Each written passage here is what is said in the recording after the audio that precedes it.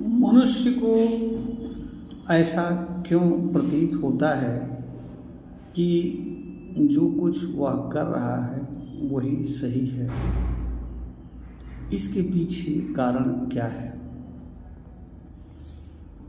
इस बिंदु पर हम अपने ज्ञान एवं अनुभव को इस वीडियो के माध्यम से रखने का प्रयास करेंगे।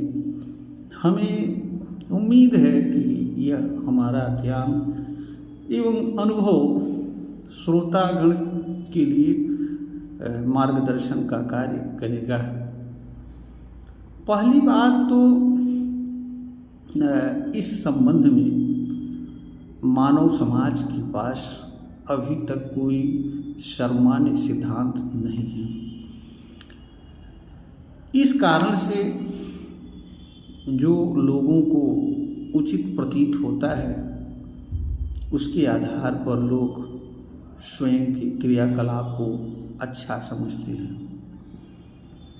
इसके बाद दूसरा कारण आधार यह बनता है जो समय समय पर विशिष्ट जनों या महापुरुषों या विशिष्ट ज्ञान एवं अनुभव प्राप्त व्यक्तियों द्वारा जो सिद्धांत या मार्ग बताए गए हैं उनका अनुसरण करते हुए या उनके अनुसरण करने वाले लोग या इनमें से जो बातें किसी को उचित प्रतीत होती है उसके आधार पर लोग जो है स्वयं को द्वारा किए जाने वाले कर्म को उचित समझते हैं और इसके ठीक विपरीत दूसरे लोगों के क्रियाकलाप को ठीक और अच्छा नहीं समझते।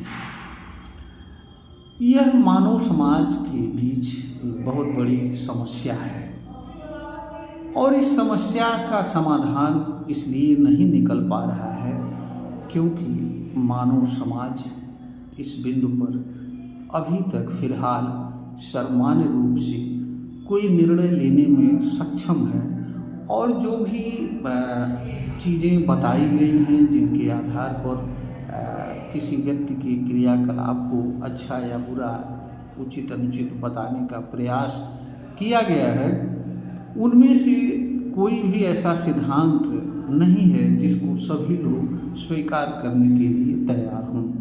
इस कारण से इस बिंदु पर सबके अलग अलग मत और भिन्नताएं होती हैं। एक बात यहाँ कहना उचित होगा कि इसके आधार पर किसी को गलत या सही समझना भी उचित नहीं होगा क्योंकि जब हमारे पास किसी चीज़ के संबंध में कोई सर्वमान्य सिद्धांत नहीं है तो हम कोई सर्वमान्य निर्णय नहीं ले सकते हैं और जब हम कोई सर्वमान्य निर्णय नहीं ले सकते हैं तो हमें किसी को इसके आधार पर या किसी सिद्धांत के आधार पर गलत सही नहीं समझना चाहिए क्योंकि ऐसा करने से हमारे भीतर बुरे विचारों का जन्म होता है और इनसे भाव अनुचित बनते हैं जिसका परिणाम अंततः मनुष्य को स्वयं ही भोगना पड़ता है।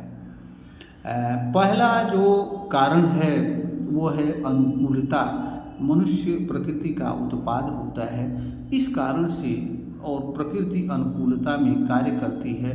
इस कारण से अनुकूलता जैसी चीज़ से मनुष्य भी प्रभावित होता है। इसलिए जो चीज़ें उसके अनुकूल होती हैं उन कारण उन चीज़ों को सहज भाव से मनुष्य स्वीकार करता है और जिन चीज़ों को स्वीकार करता है उन चीज़ों से जुड़े कर्म को वह उचित समझता है। अनुकूलता के कई कारण होते हैं। अनुकूलता का कारण मनुष्य के भीतर विद्यमान विशिष्ट प्रकार की प्रतिभा गुण एवं कला होती है तथा इनसे जुड़े कर्म होते हैं। मनुष्य के भीतर विद्यमान विशिष्ट प्रतिभा गुण एवं कला अलग अलग होती हैं। इस कारण से इस बिंदु पर हर मनुष्यों के भीतर जो विचार आते हैं वो अलग अलग आते हैं और अलग अलग चीज़ें हर किसी को अच्छा लगती हैं। अच्छा इसलिए लगती हैं कि जो गुण मनुष्य की शरीर से जुड़ा होता है, उसके अस्तित्व से जुड़ा होता है, उसके संबंधित विचार स्वाभाविक रूप से बनते हैं। उनको मनुष्य की अनुभूति होती है और मनुष्य ऐसे कार्यों को सहजता से करने की क्षमता रखता है। मनुष्य जिस कार्य को सहजता से करने की क्षमता रखता है उनमें वह बड़ी जल्दी सफलता प्राप्त करता है। सफलता एक ऐसी चीज़ है जो मानव के भौतिक जीवन की एक आवश्यकता है।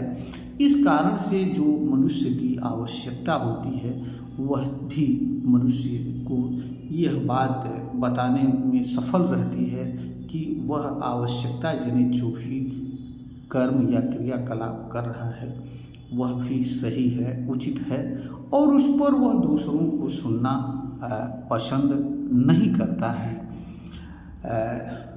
इसके अलावा मनुष्य विचारशील प्राणी होता है। हर समय वह हर चीज़ पर विचार करता रहता है। जो भी सामने चीज़ें आती हैं उन पर वो विचार करता है और कोई न कोई निर्णय लेता है और फिर आवश्यकता होने पर कोई कर्म करता है। तो जो मनुष्य की इच्छा से संबंध रखने वाले कर्म होते हैं उन कर्मों में कहीं न कहीं मनुष्य की सहमति होती है, निर्णय होता है। तो जो मनुष्य अपनी स्वेच्छा से, सहमति से अथवा आवश्यकतावश अथवा स्वार्थवश अथवा लालचवश अथवा किसी विशिष्ट उद्देश्य की पूर्ति के लिए करना आवश्यक समझता है, उन कर्मों को भी करना मनुष्य अपने लिए उचित समझता है और उनसे वह कभी पृथक नहीं होना चाहता है। जो लोग उसका विरोध करते हैं उनको वह अपना सहज दुश्मन मानता है। तो अनेक ऐसे कारण से हैं जिनके आधार पर इस तरह की बातें आती हैं। मनुष्य के ज्ञान एवं अनुभव भी एक ही चीज़ पर अलग अलग होते हैं। इस कारण से मनुष्य के कर्म भी अलग अलग हो जाते हैं। इसका सबसे बढ़िया उदाहरण है काम वासना। काम वासना से सभी लोग जुड़ते हैं, सभी लोग प्रभावित होते हैं, परंतु सभी लोग काम वासना को अलग अलग रूप में समझते हैं। अलग अलग रूप में समझने का कारण यह है कि हर किसी के द्वारा अलग अलग आधारों पर काम वासना को व्याख्या की जाती है, उनको समझने का प्रयास किया जाता है। यद्यपि इसके भी अनेक कारण हैं। यहाँ यह बातें इस वीडियो की विषय वस्तु नहीं है, इसलिए यहाँ पर चर्चा करना उचित नहीं है। लेकिन एक बात जो यहाँ पर ज़रूरी है वह यह है कि काम वासना के संबंध में अगर 10 लोगों से पूछा जाए तो 10 लोग अलग अलग तरह के बात करेंगे और ज़्यादातर लोग या तो उस चीज़ों पर बात करेंगे जो बातें काम वासना के संदर्भ में किसी धार्मिक ग्रंथ में या किसी विशिष्ट व्यक्ति द्वारा कही गई होती हैं। यह भी एक रीजन होता है इस संदर्भ में अपनी बात रखने का। इसके अतिरिक्त मनुष्य का विशिष्ट ज्ञान एवं अनुभव, कुछ मनुष्य की प्रतिभाएं चीज़ों को विशिष्ट रूप में जानने के से संबंध रखती हैं। ऐसे लोग समय काल और परिस्थिति के अनुसार जैसी आवश्यकता होती है जिन चीज़ों की जानना उन चीज़ों को जान एवं समझ लेते हैं। चूँकि इस तरह का ज्ञान एवं अनुभव किसी चीज़ के संबंध में दीर्घकालिक प्रयास के स्वरूप प्राप्त होता है और उसके पीछे स्पष्ट कारण होता है, स्पष्ट उद्देश्य होता है और इन चीज़ों के पीछे मानव समाज को किसी रूप में परिवर्तन करने का आधार एवं कारण होता है। इसलिए इस तरह की बातों को भी जो लोग करते हैं या करते हैं ऐसे लोग भी इन आधारों पर अपने कार्य को उचित ठहराते हैं, क्योंकि वो कारण देते हैं कि इस आधार पर मानव समाज में बदलाव हो सकता है, मानव समाज की समस्या दूर हो सकती है। यह चीज़ें भी किसी मनुष्य को अपने कर्म को अच्छा समझने का आधार एवं कारण बताती है। जो लोग इस तरह के विचार का अनुसरण करते हैं वह लोग भी अपने क्रियाकलाप को उचित समझते हैं। तो ये जो प्रश्नगत विषय वस्तु है यह अत्यंत विस्तृत है और इस पे अनेक कारण होती हैं और जिनकी हमने संक्षेप में बताने का प्रयास किया। यह सारी चीज़ें हैं जिनके कारण किसी व्यक्ति को स्वयं का अपना क्रियाकलाप उचित प्रतीत होता है और इसके विपरीत जो कुछ भी दूसरे लोगों का क्रियाकलाप होता है वह उचित नहीं प्रतीत होता है। यह सामान्य सा मानव के एक स्वभाव का हिस्सा होता है। हाँ, यहाँ पर एक बात अवश्य समझना चाहिए कि कोई भी कर्म करे मनुष्य, परंतु उसका कर्म ऐसा नहीं होना चाहिए जो दूसरों के लिए पीड़ा और दुख का कारण बने। तो हमारे समझ से अगर मनुष्य कोई ऐसा कर्म कर रहा है जिससे किसी को कोई तकलीफ नहीं है, बल्कि और उससे किसी का कोई नुकसान नहीं है और उसे वह करना उचित समझ रहा है, तो हमारे समझ से उसके कर्म को करने में कोई बुराई भी नहीं है।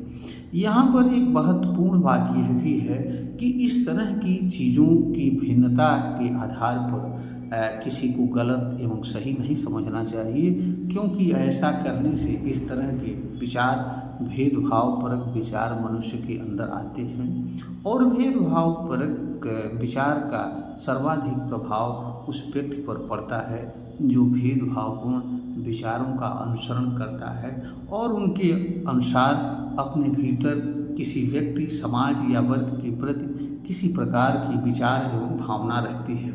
इसलिए मैं समझता हूँ, जहाँ तक मेरा ज्ञान एवं अनुभव है, अगर किसी व्यक्ति को कोई कर्म अच्छा लग रहा है और उसे लगता है कि इससे उसका भला हो जाएगा, तो उसमें उसे करना चाहिए, उसमें कोई बुराई नहीं है, बशर्ते मनुष्य का कर्म ऐसा नहीं होना चाहिए जो दूसरों के लिए पीड़ा एवं दुख का कारण है।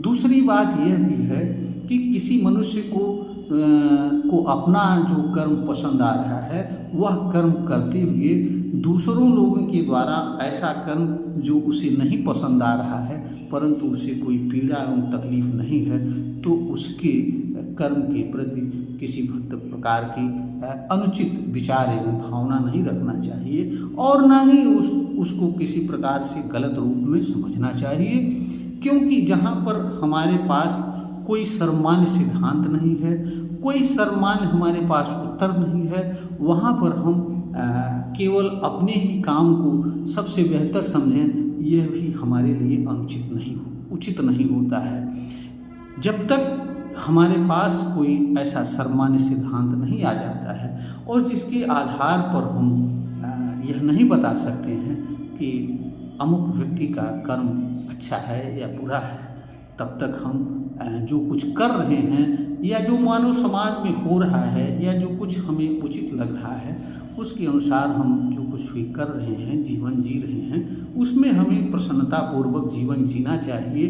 परंतु यह कार्य जो दूसरे लोग कर रहे हैं उनके कार्यों में भी हस्तक्षेप नहीं करना चाहिए, क्योंकि जीवन जो है वह एक जीवन दूसरे जीवन पर निर्भर है। यहाँ पर सहजीवन है, ये कोई जीवन, किसी भी जीवन का कोई स्वतंत्र अस्तित्व नहीं है। वनस्पतियों का जीवन मनुष्यों पर, मनुष्यों के जीवन पर वनस्पतियों का जीवन निर्भर है। तो सहजीवन जहाँ पर है वहाँ पर एक जीवन को दूसरे जीवन के क्रियाकलाप को गलत नहीं समझना चाहिए और ना ही इस तरह की कोई विचार एवं धारणा रखनी चाहिए। इस वीडियो के माध्यम से हम यही संदेश देना चाहते हैं, हमें अगर कोई कर्म अच्छा लगता है उसे करना चाहिए, बस सिर्फ और सिर्फ यही देखना चाहिए कि कर्म ऐसा न हो जिसके कारण दूसरों को या हमको या मानव समाज को किसी प्रकार से तकलीफ हो, तथा दूसरों के द्वारा इसी तरह के किए जाने वाले कर्मों के प्रति हमें अपने भीतर किसी तरह का नकारात्मक विचार या किसी तरह का भेदभाव मूलक विचार नहीं रखना चाहिए। हमेशा मनुष्य को स्वतंत्र एवं निष्पक्ष भाव से रहने का प्रयास करना चाहिए। जीवन जीने के लिए मिला है, जीवन प्रसन्नतापूर्वक जीवन जीने का नाम मिला है। दूसरों को कोसना और अपने क्रियाकलापों पर स्वयं को दोषी ठहराना यह कार्य मनुष्य का नहीं है। ऐसा मेरा ज्ञान एवं अनुभव है, और जो मेरा ज्ञान एवं अनुभव है वो मैं इस वीडियो के माध्यम से सामने रखने का प्रयास किया है।